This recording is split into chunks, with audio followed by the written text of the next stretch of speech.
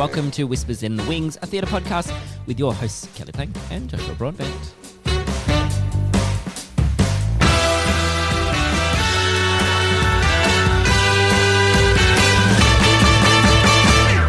Hey Josh. Hello, Kelly Plank. How are you? I am doing really well. Awesome. How are you? Yeah, I'm doing great. Great. What are we going to do today? Well, Josh, we are going to do a little toolbox talk.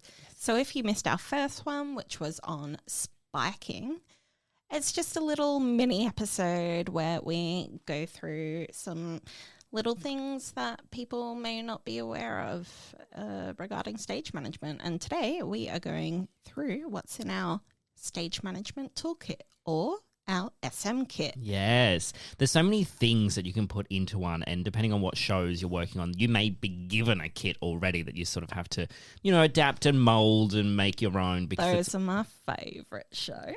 It is, but I often find when you get into rehearsal, you're like, where's the scissors? And you're like opening every drawer to find a pair of scissors because you haven't used that kit before, because every kit is so different. Yeah, absolutely. What do you store your kit in? So I have a kit that I only actually started thinking about this morning when we were planning to do this episode today, that I've had since I was at uni. Oh, really? It's a blue sort of tub, Yep. A bit bigger than sort of a size of a normal laptop. Okay. And it's got a tray on the top. So it's got a lid that clips down, so it's, it's all secure. If it moves around, nothing's going to fall out. So plastic tub? Plastic tub, and then the tray on the top has little sections, little sections where you could put your pens or your erasers or a cool. USB and all that sort of stuff. I was going to get it down this morning to be like, what is in this? Because I haven't looked at it since maybe the year after I graduated, which was like 2016, because I haven't needed it since then. Yep. And what do you use? I also have not used my SM kit for quite a while. Originally, it was kind of a tool chest. Mm-hmm. So a rectangle, just black and yellow tool chest. You unlock the top, there's a pull-out tray. Mm-hmm. And then you've just got a really big kind of space underneath. Yeah. And I found that, I could fit my drills. I could fit other things that we'll go into, but it was quite large. And then I downsized to a smaller tool chest, which was upright and both on wheels. And then I downsized yet again to a tiny little carry tub that you just get from like Lincraft or something, and it's plastic. You open it, you pull it open, and it's kind of like a set of stairs. Yes. What we'll do is we'll throw some photos onto our Instagram to help you visualize what these sort of boxes look like. Absolutely. They may not be photos of our own kits, but they'll be photos of, the sort of things you could use. Yeah, look, mine's in storage. Did you take yours to London with you? I did. And you brought it back? I did. And did you use it over there? I did. Okay. No, I just would be like, imagine traveling that across the world and then just constantly just moving around. You're looking at it every day being like, why did I pack this? Look, it never went on tour with me. Okay. Because we had everything that we needed. When I moved to London, I took my original tool chest, which I purchased for my very first job, which was in Sydney. And I used it for my first 2 shows. And then after that, everything was provided. Yeah. So with your small blue tub, what do you have in it? What are your essential go-to items that you want in a rehearsal room? Yeah, I always make sure I have the mini pencils, like the ones that you would find at like the RSL for like Kino and stuff. Like IKEA pencils? Yeah, like the IKEA pencils. Yep. I mean, people probably resonate more with IKEA pencils than Kino pencils. Showing my age. But yes, I always make sure I have them because I like to give them to actors. Rather than giving them a full, 2B, 3B, whatever, long pencil that they're most likely going to lose. The little ones you can buy cheaply. I mean, if you're going to IKEA, you could acquire We do not condone acquiring IKEA pencils, Josh. But yeah, so that's sort of one thing I make sure I have. I always make sure that's stocked up. Yep. Because quite often it's, that is what gets used really quickly are the pencils. A little side note on this, come from away, when we're in rehearsals, what we do is actually give the performers one of these little palm size notebooks. We attach a string to it and put a pencil on the end so they can quickly write their like cheat notes. So instead of having to break, letting them go to write things in their actual script, it's just easier for them to quickly write their cheat notes and then they can copy it in later. Do you know what? I want to adopt this for so many other things. I'm just going to say, and I don't know, maybe it's because I come from a different kettle of fish. To me, that seems like you're really holding their hand and babying the actors. I mean, it could be, yes. I can see it in that sense. The way I sort of look at it is I go, it saves us time. It saves the Right. rehearsal time. So if you're really short on a rehearsal period Yeah. and you don't have times for the actors to go and sit down, write the notes, Interesting. they can do it whenever they're having a moment sitting on the side of the stage not rehearsing. So I don't think I've done rehearsals where like we have stopped doing something to let an actor go write things down. yeah, it's usually sort of like at the end of the day, for them to Okay. write those things down is my experience, Yeah. go write these notes down. But it's then they've got to spend that time remembering what they did throughout, a Yeah, 6-hour day. So, fair enough. they, put in their pocket, write a quick note of this, I stand here or I do this or whatever, and then they can copy it later. That's cool. Let's move away from that, that little side sorry. note. I just thought of it and I got really excited. No, but that's clearly, not all of us think the same. No, gosh. And that is the whole concept of this podcast. It is, and- Different opinions. Yes, and there's ways of doing it. So, pencils, Yep.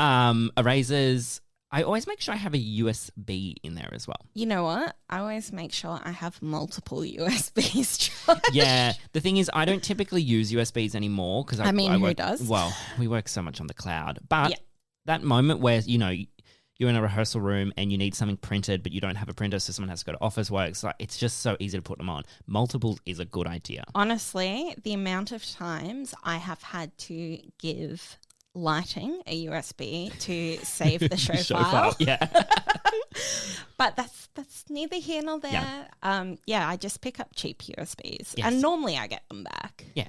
But I do like to have like quite large storage on them. Yes, because those files can be Yeah. big. Or So- you might need to save like a lot of sound files on there for whatever reason. So Yeah. you want good storage. Or a QLab. Or a QLab file. File. Mhm. Something along the lines of that, which I didn't think I needed, but the amount of times that I've had to use a disk drive, but because disk drives aren't in Yes. laptops anymore, it's an Yes. external drive. Yes. So I tour one of those with me. Yes. That's in my kit because sometimes you'll do an archival recording and it'll be recorded onto a CD Yeah. or DVD Yeah. instead of other form. Yeah. Just going to put it out there. Sticky notes, sticky notes, sticky You notes. can't have enough sticky notes and Of different all sizes. the sizes and Yes, proportions. all the sizes. The You know small what? ones are great to mark your script if you need to quickly go back to something later. Mm-hmm. The bigger ones are good. Have you used the clear sticky notes? Oh, Josh, have I? I haven't. I haven't had a chance to get my hands on them because I haven't needed them yet. Oh. But I want to add them to that toolkit as soon as I can. One of my favorite things, I think you can get them in Australia off Amazon, but you can get like a 2,000 to 4,000 pack of clear plastic sticky notes in different colors and shapes, and some of them are arrows. So I love when I'm marking up like a prompt book and I know that cues are going to move, or I'm in the rehearsal room and the director's like, okay, fly this in here. I go, oh, cool. Pink's my fly cue. I'm going to pop that in the book. And then it's like, oh, whoops, we've got some lighting cues, blue, sound cues, red, or whatever. And I think you get 6 or 7 different colors. You have blown my mind. Yeah, I think it's like $30 or something for all of those sticky notes. It's going to quickly go to Amazon now and have a look and get some ordered right away. But one other thing that I love, which I learnt when I worked on an opera, you know those little circular stickers? Like tiny dots of stickers. Yes. Yeah, that and a like fine line Sharpie. Again, color code, just pop your number on it and you just put it where you are in the sheet music. Ah, that's a great idea. Again, they come off easily, but not too easily. Yes. So you mentioned before you carry a drill. Do you still carry a drill in your toolkit? No. No. Not at all. No. I literally now, when I go onto a job, I will take a torch, take my trusty Leatherman wave, which is engraved with the incorrect initials. Before I adopted a stage name. Yes, I wanted to go into that in the first episode. I don't think we did. And we will go into that at some point because I want to know more about that. Yeah, just ask my Leatherman. It'll reveal all. And then, I'll take a notebook, pencil case. I kind of think that's it. I guess it's because right now, in what we're doing for work and the shows we're working on, we don't need to take that full kit, full case. I mean, it's basically provided for you. When I went on to Phantom, everything was there. Yeah. And if we didn't have it... You went and bought it. Yeah, you went and bought it with the company's money. Yeah. The only time I've used an SM kit really is, as I said, when I was studying in rehearsal rooms. It's great to just have everything with you. And when I graduated, I did a couple smaller shows with ATYP, the Australian Theatre for Young People. Yeah. And it was really great to take that with me.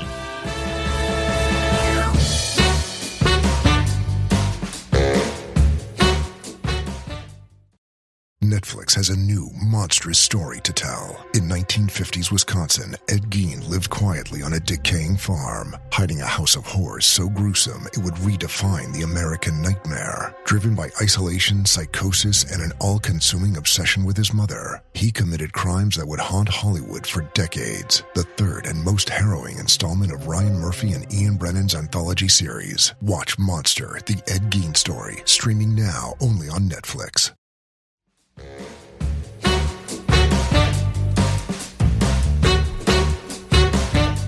What other items would be in your SM kit that wouldn't expect? Obviously, pens, pencils, all of those sort of things, you should have in there. Yep. What is something that's like unique, either unique to you or, unique to your kit that you like to carry around?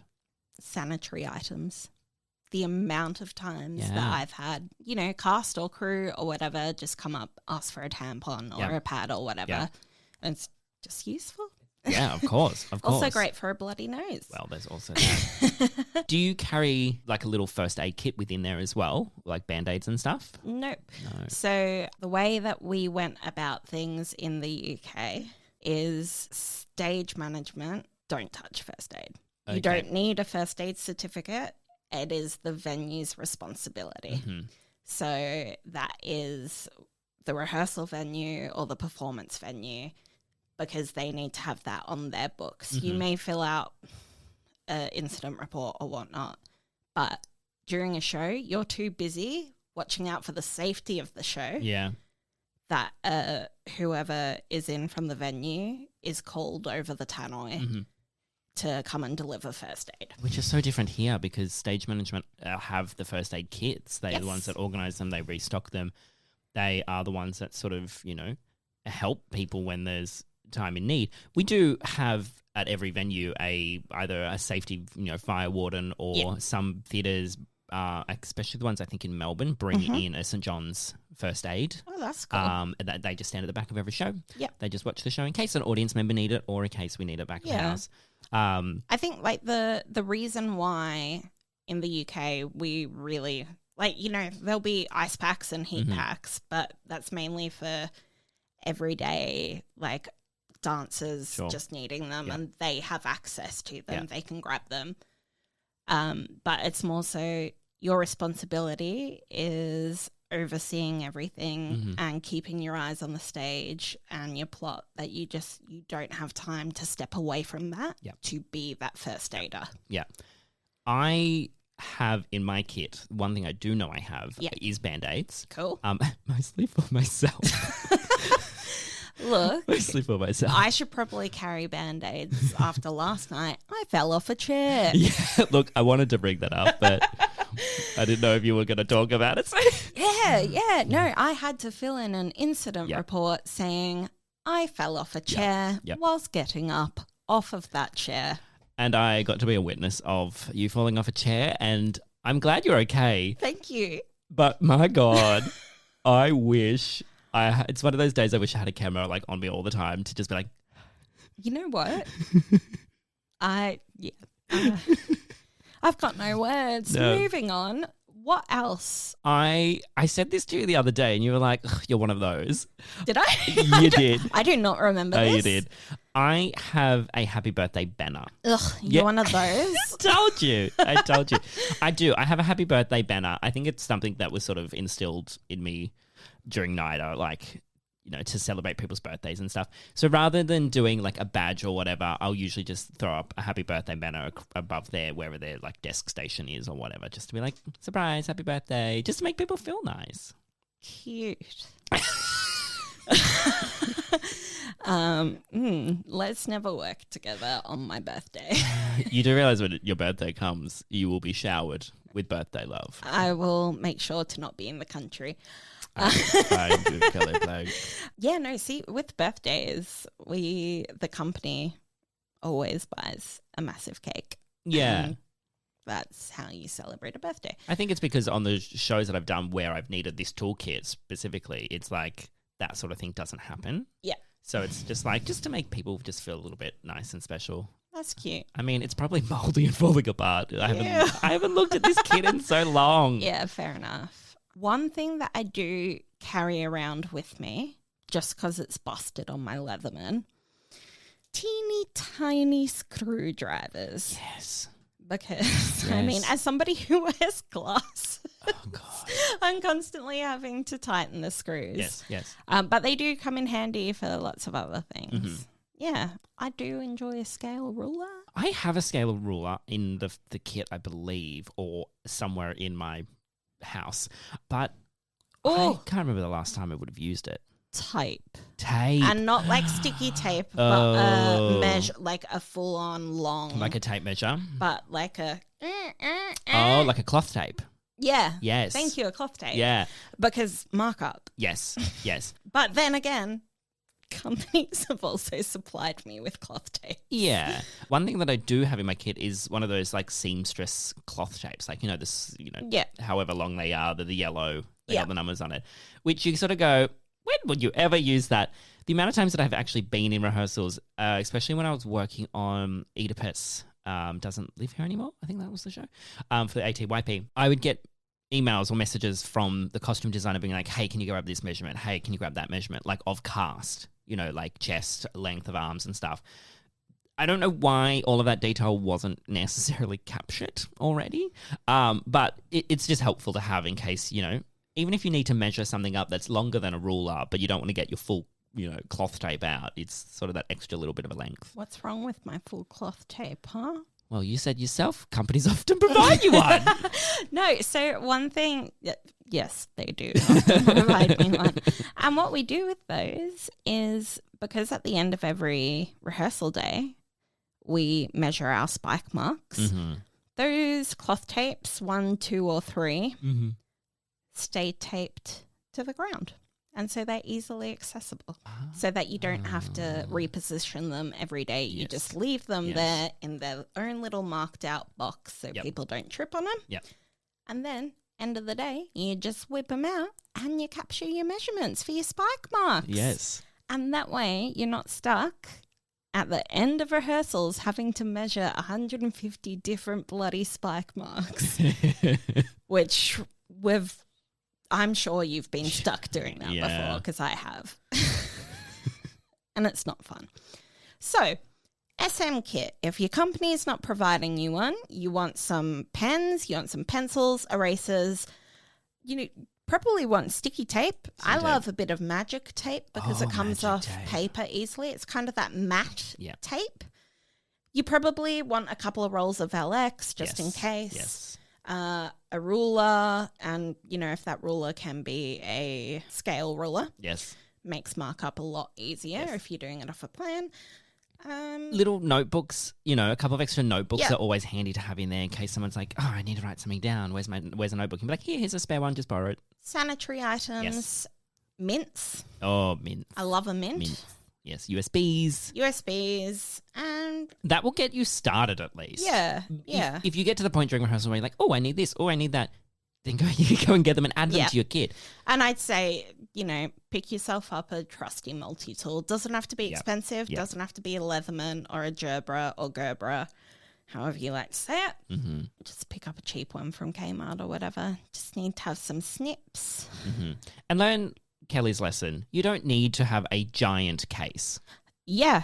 You Yeah. can start a little bit smaller than what you may think. Nowadays, I just travel with me one of those really useful boxes, and it is just a long rectangle that fits a ruler. Podcasts, you can't see visuals. So it's longer than a 30 centimeter. I think it's about 50 centimeters long. Okay. And, maybe, what's that, 20 centimeters? Yep. Cool. 20 centimeters wide and probably 20 in depth. Okay. And it carries all I need. Yeah. And then just a multi-tool. Yeah. And I'm good to go. And That's a notebook. great. Where can you find us, Josh? You can find us in many places. You can find us on Instagram at Whispers in the Wings, where we will throw up some photos of these toolboxes that we have talked about today, so you have a bit of an idea if you are looking for one yourself. You can also Find us at whispersinthewingspodcast@gmail.com. Yes, and of course, if you do want to ask questions for our main episodes, you can head to the link in the show notes to anchor.fm, where you can leave us an audio message, or you can email us, or you can send it to us on Instagram, or you can send it to us privately, or you can ask us in person. Really, just ask your questions. We love it. Just contact us, please. We're desperate. Well, thank you very much, everyone, for listening, and thank you, Kelly, for sharing an insight into what's in your SM kit. No worries. Thank you, Josh, for barely remembering what's in yours. Look, I might get it out after this, and we can go through it. And then have to re-record the episode. All right. Thank you and good night. Good night.